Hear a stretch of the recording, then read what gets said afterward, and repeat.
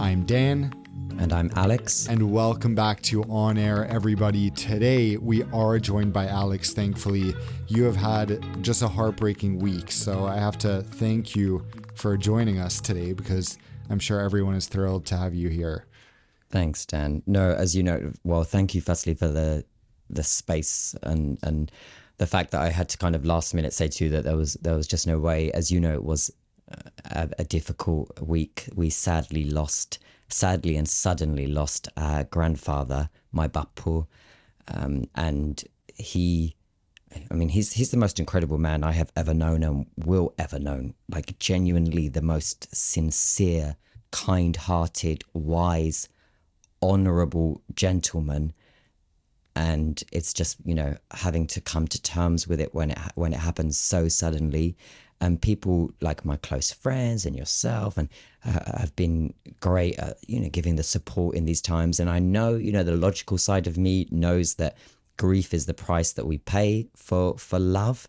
And boy, is he now leaving behind a grieving family, not just here, but spread across multiple continents. He has siblings and they have sons and daughters, and they have sons and daughters, and they have sons and daughters. And so his reach is far and wide. He's absolutely loved. My twin sister and I have always been incredibly close to him. And so it's just been a time of us to kind of come together and reflect and just kind of, come to terms with how very, very missed he will be. Yeah, I'm so sorry about that. And hopefully the next, 30, 45 minutes of aviation can help get your mind off things a little bit. I know you haven't had time to think about planes this week, but I will force you to think about planes because we're on air. It's going to be, it's fine. I'm looking forward to talking. And it's funny because even as I've been going through and looking at the old times with him and us as young kids and everything, it's amazing how even I found a full story. And you know what? Thank God for modern technology, right? Because me and my sister have been really good over the years at documenting these incredible stories that he would tell us about. And this reminded me of when you were recently in New York, right? And you were with your grandmother and you were videoing her telling stories about the old times, right? Yeah. To you and Oscar. And so Demi and I have always been really good at capturing either by video or voice memo of stories. And I was listening to a story he was telling me of the first time he ever flew on an aircraft, and then what the Boeing 707 experience was like. And that was the first time he had saved up enough money to, instead of drive between Cyprus and London, that would take him 6 weeks, and that's 6 weeks of no contact, picking up the landline, calling London and saying, I'll be there next month or just over next month. And you hoping within that period that everything is okay, to then him saving up to be able to fly for the first time and listening to this. And it's just, on one side, it's so lovely. And on the other side, it's like, it's such a shame that you just crave more of it. It will never be enough. But I know you share that sentiment because that's exactly what it reminded me of. I remember how warm it felt when I saw that your grandmother in her very New York accent was discussing, how things used to be. And I know. And I love that. I could listen to that all day. Yeah, it seems like we both love our grandparents a lot. And this is a good reminder to anyone who still is lucky to have their grandparents alive. So true. Record them, record them telling stories. Document it. Yeah. I have, a whole hard drive just with hundreds of gigabytes, not terabytes worth of videos of my grandparents talking about their childhood or just about random stuff, That's fantastic. And it's such a good point to make. As you just said, anyone listening, take the time to do it, because modern technology today allows us to be able to save and store these things. And boy, does it come into value. I'm laying in bed in the evening and I'm pressing play on a story that he told me about 8-10 years ago. And it's heartwarming because it's not only have I forgotten what he had said, and so I'm listening to it as if it's for the first time again. It's like I've called him, you know, which Yeah. as we know is now something not possible. So it's so important. That's such a good point to make, Dan. Yeah, and in a few years you'll be looking at it, and because it's so like weird we're bringing this up now because a few months ago, or when I was in New York in September, I remember pulling up a video of my grandpa from 2014. He passed away in end of 2021 or early 2022, and like watching that, it was almost like, oh my gosh, I forgot this thing about his personality, or that, you know, after, Yeah. because he had dementia for several years. So it was basically like seeing something 10 years ago. Yeah. Anyway, it is pretty amazing to be able to do that. But Yeah. now, how about some lighthearted aviation news? Some is lighthearted, Yeah, some I is need not. I need But to know what's happening. I mean, I've seen some of the headlines. You know, I've glanced at some of the briefings. I'll be honest, I haven't clicked. It yeah, hasn't been a time where I've been scrolling, but I know you've been across things. So let's discuss. I think let's start with Singapore Airlines, because this is an airline you and I have both had a lot of involvement with, and it seems that they are going to be doing what they do best, which is brand new cabin products, right? exactly. Well, I don't know if I would say Singapore Airlines necessarily does brand new products best. They're more very consistent. So they only have three different seat types across their entire fleet. One type on their long haul aircraft that is the same, whether you're on a 777 or an A350, and then one type that they use within Asia, and that's on certain A350s and all their 787-10s. Those A350s are also sent as far as Australia, and Dubai is the furthest west that it flies. And then they have one seat on their A380. But the thing is, because of Qatar Airways really introducing Q Suite and shortly after ANA introducing the room, the standard of business class just shot up out of nowhere about half a decade ago. So Yeah. now airlines are playing catch up. Singapore Airlines, we've discussed before on the podcast how they're similar to Emirates in terms of their spot in the market, in terms of not having to necessarily compete on the best hard product. And their A380 first class suites do a good job at creating a halo effect around the whole airline. So even though their business is nothing incredible hard product wise, the first class kind of makes people go, okay, every product must be amazing with something like this. It's So so true. Don't you also find that, for example, when people are telling you that they had flown Singapore Airlines and they loved it, and they said, have you seen their first class? It's incredible. We flew on the A380. And maybe those passengers flew in economy, but because they yes, knew the level of exquisiteness upstairs, they feel proud that they flew on an aircraft that has that, you know? yeah, yeah. You know, I have to. This is very first world problems. But are you ever in that situation where someone tells you they had an amazing flight on a certain airline, and then you want to ask like, what cabin was it? Because my thing is just to assume, yeah, oh my gosh, like Q Suite is so amazing, right? And then it's like, oh no, I was in economy. I don't want to be that person who just assumes. So then you end up, I'm just glad anyone had an amazing flight, but Yeah. sometimes there's that misunderstanding, you know? Yeah. No, I think have a nice discussion of yeah, how was the leg room, kind of judge how they respond. Yeah, either they say, yeah, it wasn't too bad, it was, or whatever, or they say, oh, the leg room was infinite. I was able to be in bed. Okay, Yeah, that's what, yeah. it becomes clearer. Or like, Yeah. one I do sometimes is, did you think there was like enough food kind of thing Yeah, to that's true. gauge? So anyway, the news from Singapore Airlines is that they are refurbishing the cabins on all their long haul A350s. So not the ones that fly within Asia, but this is 41 A350-900s that they use to Europe and to Africa and to some parts of Asia as well, and Australia, and the A350-900 ULR, the ones that are used on the world's longest flight at the moment, but not when this cabin launches, between Singapore and New York, as well as Singapore and LA, Singapore and San Francisco on certain frequencies.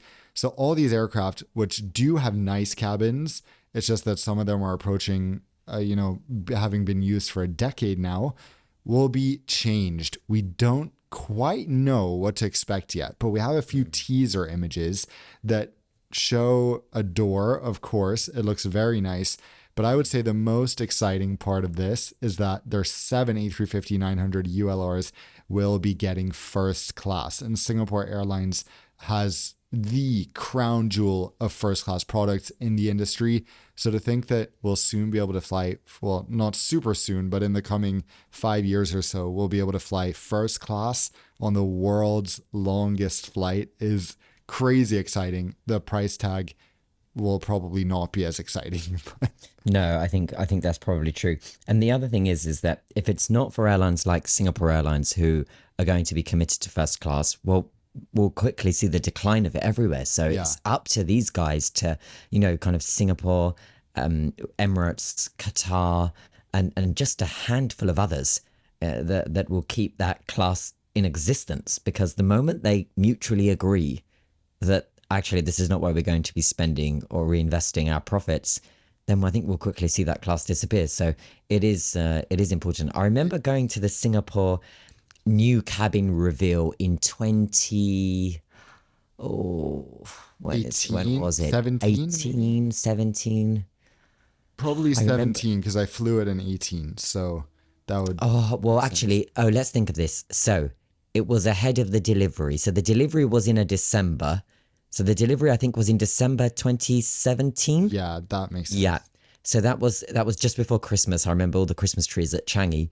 So the event was a few months prior to that, which was the reveal. So actually the reveal of the cabins and then flying the cabins on the delivery from Toulouse was just a matter of months, which is quite unusual because sometimes, the reveal can be maybe 10 years prior to the actual. Yeah. Subtle shade.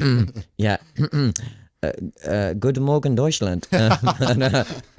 Anyway, and the event that they had hosted for the reveal was very nice, very swish, very kind of Singaporean. And the way in which they described how long it had taken to get to that point, and you imagine them at the drawing board 10 years prior, that's... It just goes to show not only how long this all takes, and that was before any pandemic held up the supply chain and everything, but also how in order to stay on top of the game, it's like that meeting for 2032 has to take place today, right? Because it is like, this is now. And what we then see come to fruition and come to light later on are based on those early decisions that then shape what air travel looks like in terms of airlines competing to elevate, invest in new cabins, go further and with the passenger experience. But I think you'll agree with me, Dan, that those timelines have now shortened slightly because of the way everything changes so quickly. So they can no longer afford to wait 10 years because within 10 years, someone has done something revolutionary and it's slowly starting to be copied that you'll simply be too late. I feel we're seeing this with Wi-Fi now. I feel that as for example, Qatar Airways has become the first major long haul kind of global airline operator to have Starlink Wi-Fi on board, which is free for all passengers, and the rollout is continuing. Suddenly, I keep seeing announcements of airlines who have always had kind of, the normal airplane Wi-Fi that's very patchy and sometimes works and sometimes doesn't, abolish all the fees and say Wi-Fi is now free. Yeah. Cathay Pacific Wi-Fi is now free. Etihad Wi-Fi is now free, and that's interesting. Just again, this race where they're thinking, what should we do? I did find out something interesting there. Did you know that Starlink it is a requirement from Elon Musk's SpaceX company contract that Starlink must be offered to passengers for free. The Wi-Fi must be free. That's good. So an airline is actually unable to charge for it. So when we have United and Air France in their press releases saying, and we have taken the decision for it to be free, actually I have on very good source that it's a requirement in the contractual agreement that each airline has with SpaceX. Interesting. That makes sense. Just to round it all off on this point, I should say that, speaking of the quote unquote death of first class, that I feel like that was sort of a trend of the 2010s. First class, in a way, has now found its new spot, and especially on the world's longest flights, it makes sense. First of all, it makes sense by hopefully for Singapore Airlines making these cabins slightly lighter, which is always good. But secondly, it makes sense from the perspective of if there's any route where hiring a private jet is going to cost a fortune, it's going to be from New York to Singapore. That's going to be hundreds of thousands of dollars on the low end. You'll need to get, I don't even know, can the G700 fly direct from New York to Singapore? I assume it can, but that's stretching the range of almost every private jet. So if there's any kind of flight length where a cabin like first class makes sense, because there will be a market for it, it is these ultra long haul like Sydney to London, like Sydney to New York, or like Singapore to New York. And also the prices Singapore Airlines will be able to charge, even if they charge $20,000, $30,000 for one seat round trip, that's going to be so much cheaper than hiring a private jet that I think there is a market for this, especially with what I think will be just a 4 or a 6 seat cabin that we're all very excited to see, of course. Yeah.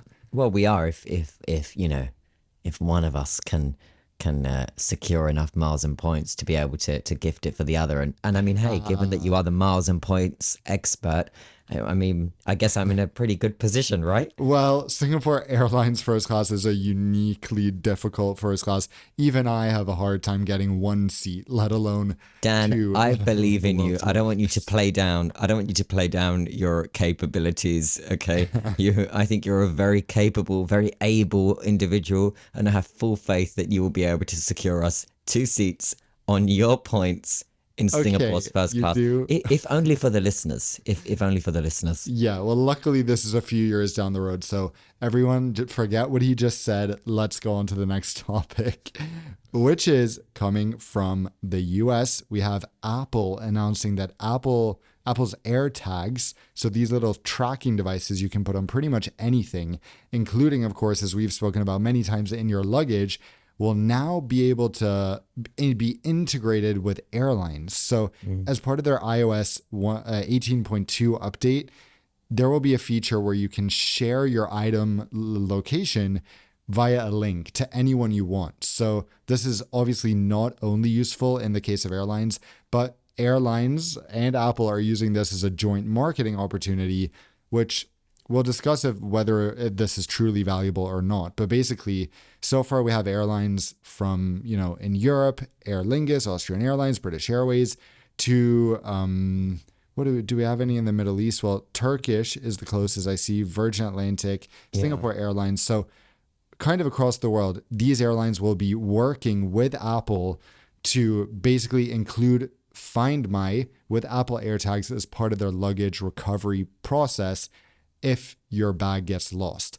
Do you think this is game changing, or is it just sort of a marketing ploy? I think it's more of just an acknowledgement of the inevitable. They had to come to a place where they acknowledge this.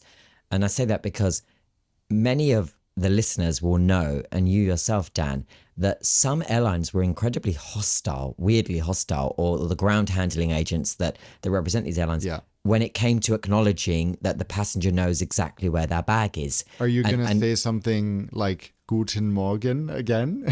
Well, I was thinking more about our friends that parlent français. Oh, okay. No, but because go well, I'll give you an example, right? And this made CBS. I think if you Google Jassim, who's the name of one of my closest friends, CBS News AirTag, they interviewed him because he was coming to visit me in Southern Europe, and he was flying with Air France, and he had AirTags in all his bags. And of course, this was in 2022 in the summer where airlines lost more bags than they actually carried, and when he was on his way, he came twice over the course of 2 weekends. Both times he checked in the bag, both times the bags were lost. And when he made his way over to the desk to say, hey, my bag's here, they wouldn't even look at it. They were like, no, this is not official. Yeah. We don't take this into account. And he's like, but it's in Paris. No, the bag is here. Or they were saying like the bag is in Marrakesh. It boarded the wrong aircraft. And he's like, the bag is in this area of this concourse at Charles de Gaulle, and it moved 5 minutes ago, and in fact the location even said now, so it was that current. So and she would not look, and when he escalated it to a manager, the manager had said that it wasn't any of their obligations to even acknowledge that this is either accurate or helpful, which was ridiculous. So through his own sources and my industry contacts, we pulled together to get his bags on both occasions. I pulled in a friend here, I messaged a contact there, and we managed to get his bags purely based only on where the AirTags were showing us the bag was, and then making its journey over the next 24 hours. I tweeted about this at the time a few years ago, and then CBS got in touch and wanted to interview Justin, my friend, and there he was sitting on my terrace, like having a full-on conversation with CBS This Morning or whatever the morning show is there, with his photo, and it was a proper segment of the gentleman outsmarted the airlines, by being able to know where his bag was. So I used to think, this is crazy. This is something that will help them, because 50% of the issue is not knowing where it is. The other 50% is then getting it back to you. But when they have no clue where it is, you're really in a tough situation on both sides.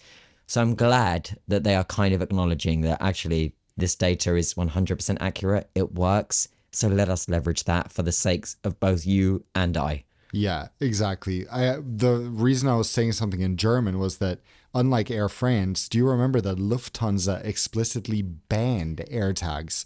I think in 2022, but it was right? very short-lived, though, if I remember. Because they got so much backlash. People were like, what are you talking about? It was just a way for them to not have people, have control over their own luggage, which makes literally no sense. But now every Lufthansa Group airline is on the list of the airlines that are part of this initial rollout.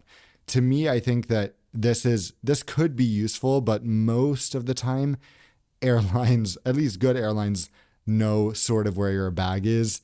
It's just that in the rare case that they don't, this could be beneficial. I think as a customer, as someone who uses AirTags in general, for me, in my experience, they have added more stress than benefit to my trips. And let me give you an example. So in fall 2022, I was flying Jakarta, Singapore, Zurich, New York, all on one ticket with 2-hour connections between each flight. Okay. So I get to Singapore, everything's fine. My bag is in Singapore. I take off from Singapore, connect to Wi-Fi, and I see my bag is still in Singapore. I was on Swiss at this point. So then I go, okay, hopefully it's just, delayed. It hasn't refreshed yet. I check again. Now it's refreshed. It is fully still in Singapore. And I go, how is that possible? I had a long connection. And then, of course, I start panicking. Oh, my God, I don't have this. I don't have that. That's in my bag. It has to get all the way to New York. And then it has to get from Newark to my dad's apartment. This is going to be crazy. And then suddenly I'm like, wait, I can go shopping. This is great on the airline's dime. So I went back.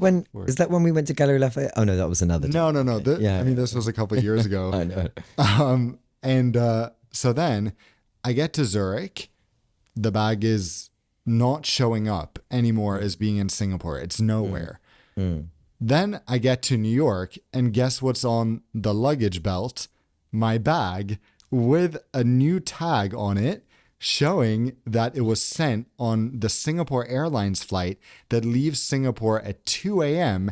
rather than the Swiss one that leaves at midnight, getting into Zurich just in time to get on the same flight I was on to New York. What? So if I had not had an AirTag... What active is that? I mean, it's so typical Singapore and typical China, that level of quick action. I feel like in Europe that would have taken weeks to figure out, but so if I had not had the AirTag, I wouldn't even have really known that happened besides the new tag on my bag. But that's what you said about Lufthansa. I just went back to try and see what the thing. So I can see on the 8th of October 2022, Lufthansa caused chaos. They replied to a random, bless him, just this like, random guy on Twitter called David. And they replied to him saying, "Hi, David. Lufthansa is banning all AirTags from luggage as they are classified as dangerous and need to be turned off." And someone replied saying, "What? How are they classified as dangerous?" And Lufthansa replied, "According to ICAO guidelines, baggage trackers are now subject to the dangerous goods regulations." So he replied saying, "That's a lie, and you know that's a lie. ICAO confirm nothing of the sort is true." And later, so in the evening, I email Lufthansa with the regulations and asking them why this is something that has been tweeted to a passenger on two separate occasions, but there's no policy on the website. There's nothing in the regulations for passenger carry-ons.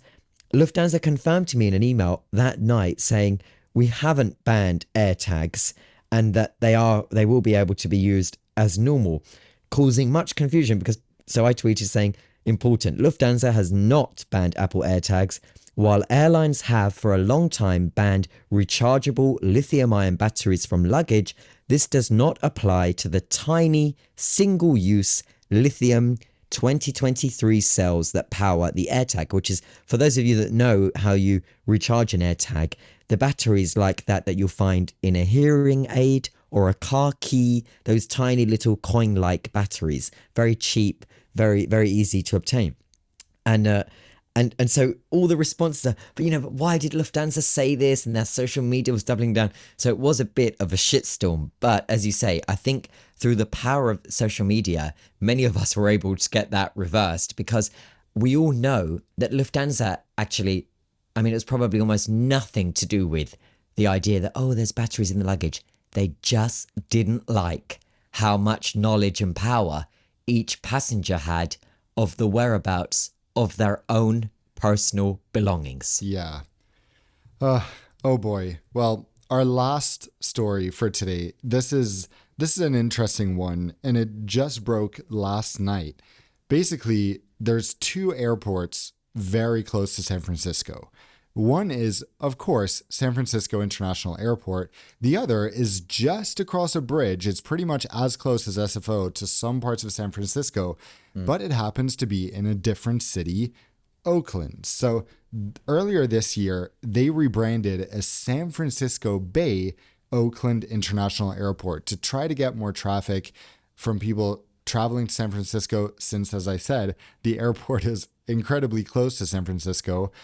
What they didn't do, as far as I'm aware, is actually update in Google Flights, for example, and other online travel agencies to suggest that if you search any flights to San Francisco, Oakland Airport will show up. But they did change the name. So if someone were to just type in San Francisco, they would have the option of San Francisco International Airport or San Francisco Bay Oakland International Airport.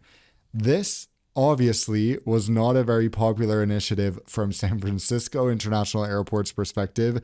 So they sued. And for now, US media is reporting that the federal judge has voted in San Francisco's favor and said that Oakland must immediately stop using the name San Francisco Bay in its advertising and in its airport name, which brings up the interesting discussion of what is allowed here and how do some airports, like in London, for example, get away with being called London. What's the one that's basically by the coast? Now I'm blanking.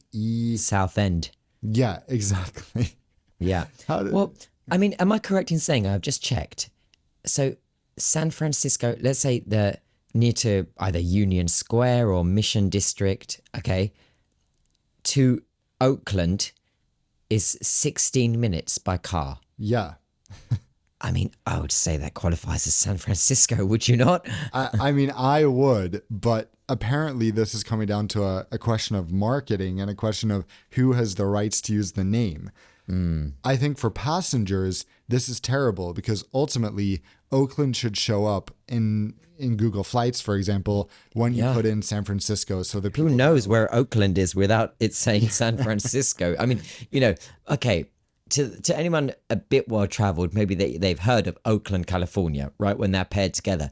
but there are other Oaklands everywhere. This is Yeah. such a common name. And Oakland is literally, it's a big city, but it's literally right next to San Francisco. It's like, Have you flown out of Oakland? yeah, I have. When I lived in San Francisco, I used it a fair bit because flights would often be cheaper. And Did you ever fly Norwegian out of Oakland? no, but a You remember lot when of they flew? Yeah, a Yeah. lot of people at my university were, thanking God that Norwegian was offering one-way tickets, as low-cost carriers do, for 50% of the price of a round-trip ticket, so they could book the one-way to start the semester, and then when they wanted to go home, book a one-way home. I mean, it's funny because such rules would never apply, for example, in the UK, where you have London Southend. I mean, nowhere near London. Nowhere near London. London Oxford Airport. I mean, the clue is in the name. It's not London, it's Oxford. Yeah. It's crazy that they would want, even Luton. Luton is by no means in London, and the fact that, I mean, Luton. There's always something that I've since young, when they first implemented this, I've wondered how questionable this marketing decision was. If you check now, Luton, they are officially London Luton Airport, right?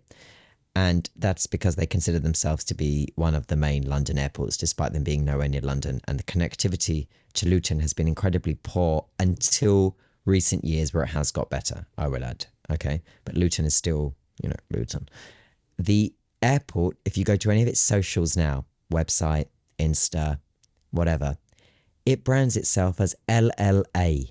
All of its branding, outside the terminal, inside the terminal, across its online digital presence, it brands itself as LLA, London Luton Airport. And I just find it funny that they would put in so much money and effort into trying to achieve. It's like, it's not LLA. The official code for Luton is LTN, right? But because LTN to the naked eye looks a lot just like Luton rather than London Luton, they've spent so much time with this additional L in front trying to achieve LLN. No, sorry. God, even I've lost it. LLA, right? London Luton Airport, LLA. I was saying that, right? With A on the end. Yeah. Sorry, my head's all over the place. I couldn't understand why they would be so fixated in trying to appear as a, something they're not. And I guess it's just the power of the search engines, right? And people going online and saying, I want to go to London. Yeah. And they don't really know or care as to where it is they are landing and whether or not it is miles away, or if it's London City Airport, where you rock out in between the big buildings of Canary Wharf and the financial district. I mean, this is especially relevant if you fly Ryanair, for example, because you have situations where you're flying to Paris, quote unquote, or Brussels, quote unquote, but you're actually going to like Paris Beauvais, which is an hour and a half by car from central Paris, or what's it called? Brussels South Charleroi Airport, also an hour south of Brussels. But that made me think, like, Ryanair gets so much hate for, cooperating with the brandings of these airports and saying that this really is Brussels or this really is Paris.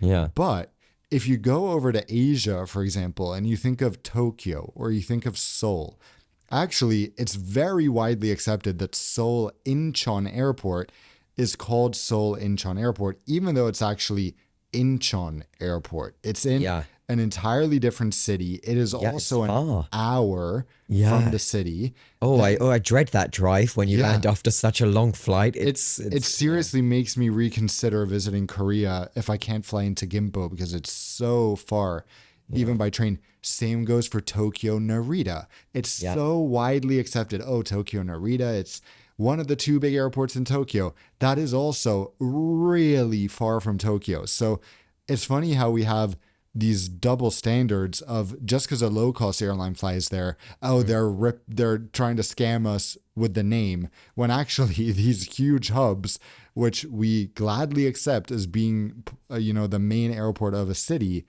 are just as far from the city center as these other airports. So yeah, airport names seem very random to me, and that by that logic, Abu Dhabi Airport should just be called Dubai South, because it's also an hour from Dubai, for example. Wow, that's controversial. When you know the political makeup of the UAE, you know that Abu Dhabi would never be known as I know Dubai South. But they yeah, obviously applying that wouldn't. logic, yeah, Yeah. it's interesting. Or how, for example, Newark has always been quite good at never just being known as New York, Newark, Yeah. right? Because and that's because they know that Newark is not in New York. So whereas you ask anyone where they're going to, we're going to New York, but And they're flying to Newark. But it's And that's so funny because Newark is actually a lot closer to some parts of Manhattan or Staten Island, of course, than JFK is. So yeah, but I will say, for example, on Flight Radar, it is called New York, Newark Liberty.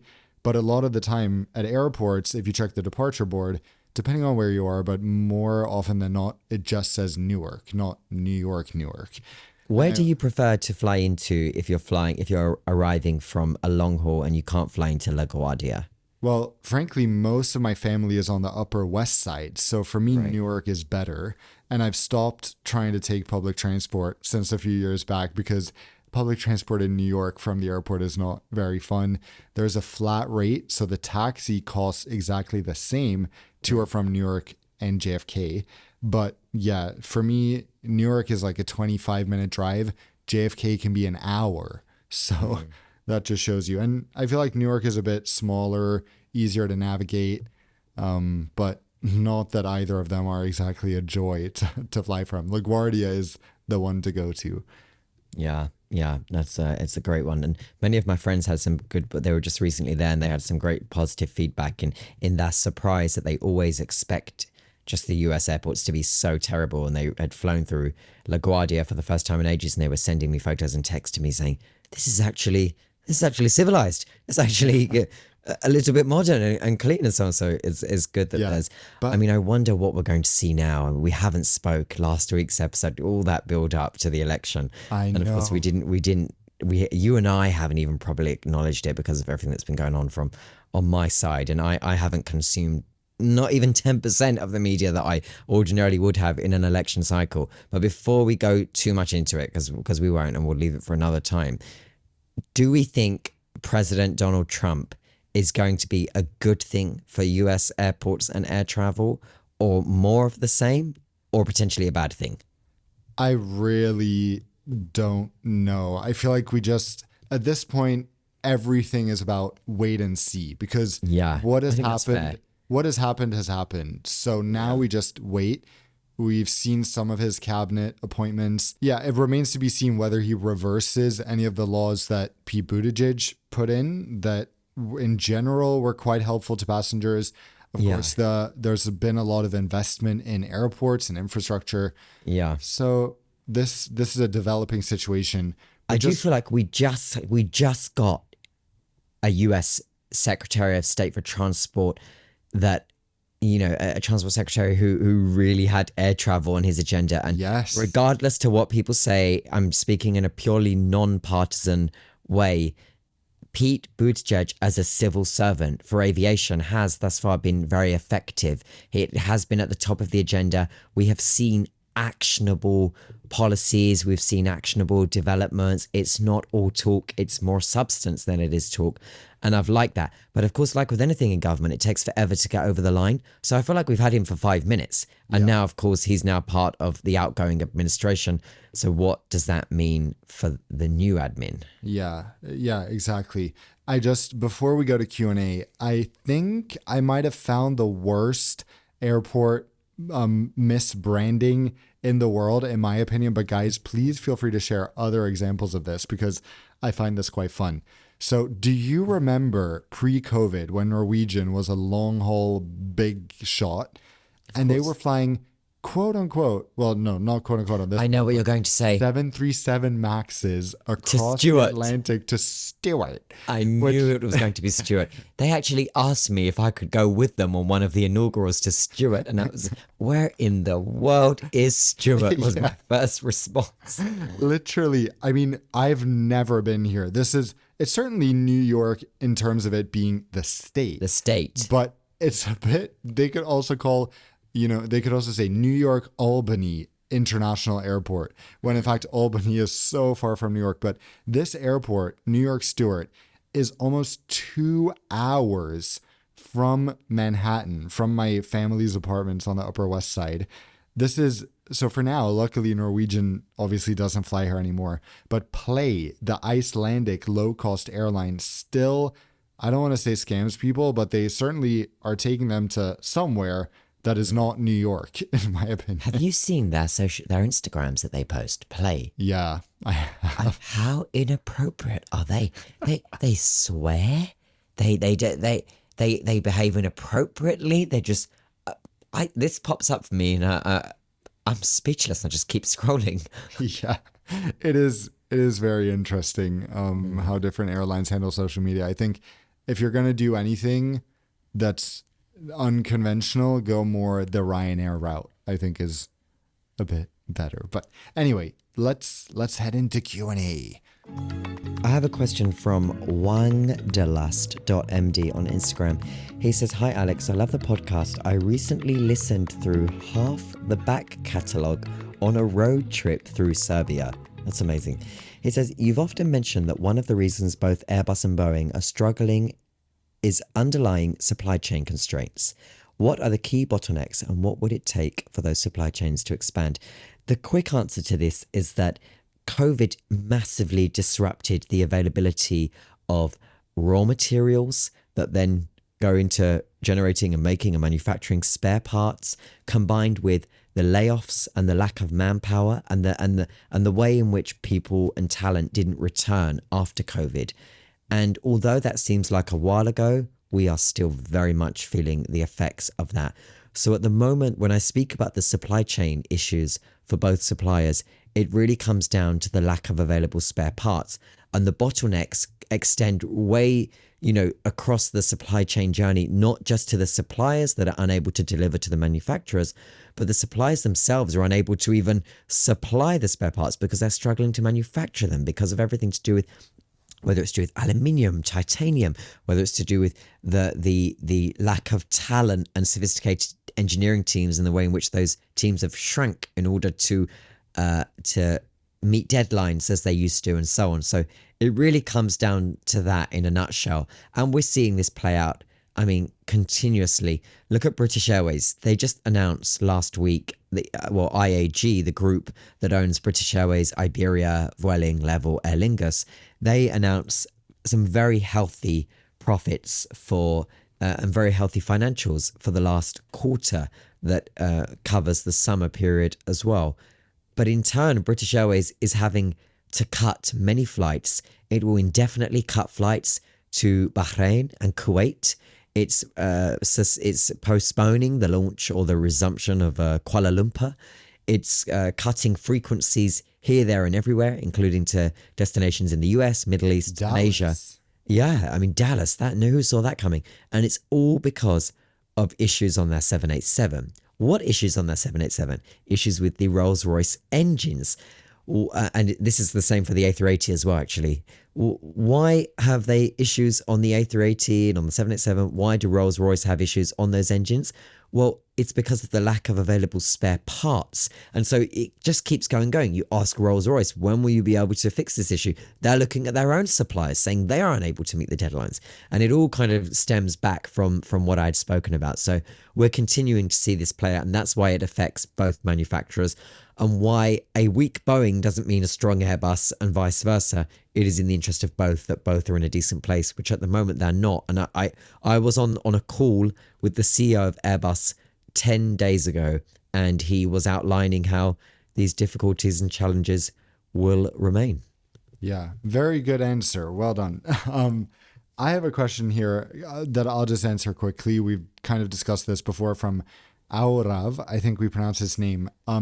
He says, Air Canada has a direct flight from Dubai to Vancouver, but none of the major Middle East carriers have a direct flight.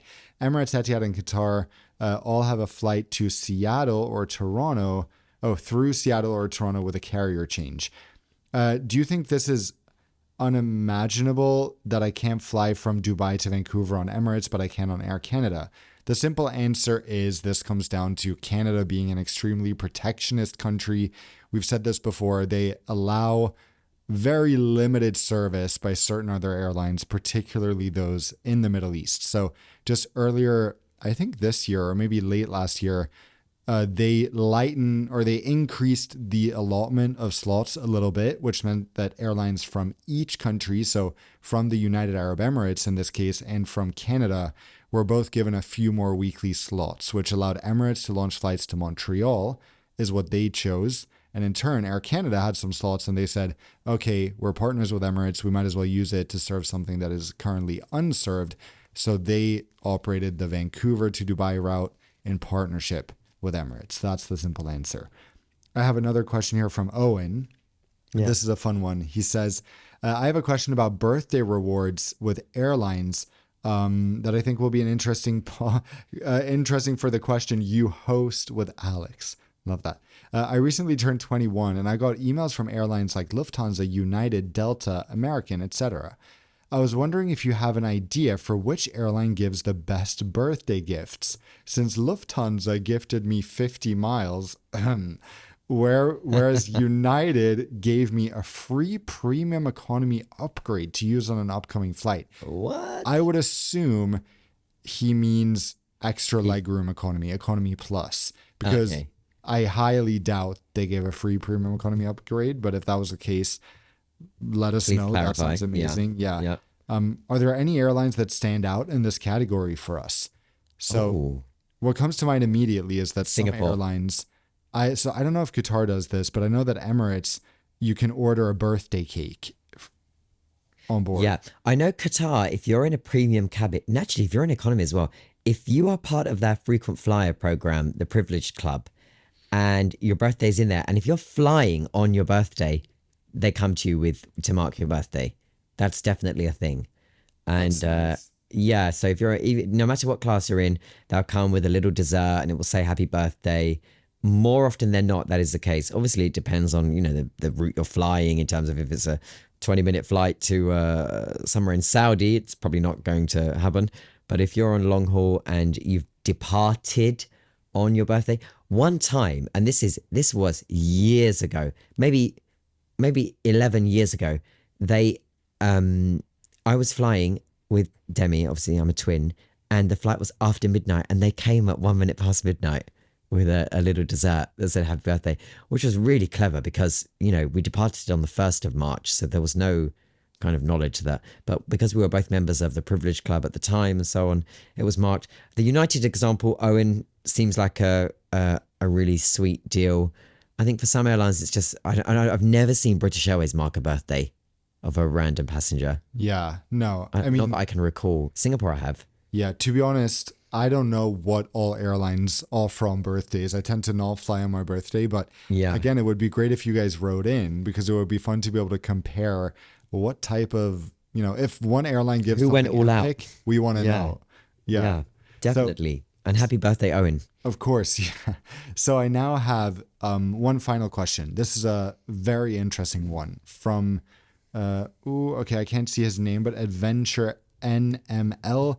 He says, I believe in Europe, itineraries operated by more than one carrier use the longest segments carriers' policies. For example, luggage allowance. So the longest legs, the longest distance flight, that carrier that's operating that one would decide. Does that extend to carry-on luggage as well? Example in point, I have a 90-minute flight on Aegean connecting to a 3-hour flight on Turkish, both in business. Turkish includes 2 carry-ons and a personal item. So should I expect that Aegean would let me on with 2 carry-ons and a personal item? Also, I guess second thought about European baggage policies, I don't think there's any European law about baggage compensation like there is about delays, especially if you're forced to gate check a bag that is within your allowance. I'd be interested if something like that were a reality, although it might make carriers more strict, which could backfire. In my experience, or what I think, unfortunately in this case, especially, it's different when it comes to carry-ons and checked baggage. But in this case for carry-ons, I think you would have to go with the airline with the lowest allowance. Yeah. Right? Well, no, I wouldn't even look at it like that. I would just look at it as you have to go by what the airline rule is for the airline that you're flying. Exactly, On that for specific each flight. airline. For each flight. Even though it doesn't make sense because they're supposedly partners and whatever. When you're standing at that gate and they've got the tape measure out and the little insert monument that you have to see if it fits and so on, those ground staff, I mean, they couldn't care less that you're on one ticket connecting to another carrier that has a more generous policy. They are only enforcing the rules for that flight from A to B, and you kind of have a requirement to adhere to those rules. So I would say, to save yourself the headache, if Aegean, you're only allowed one bag in the cabin, then it's one bag that you should be taking. But remember the on-air trick that we told you about, okay?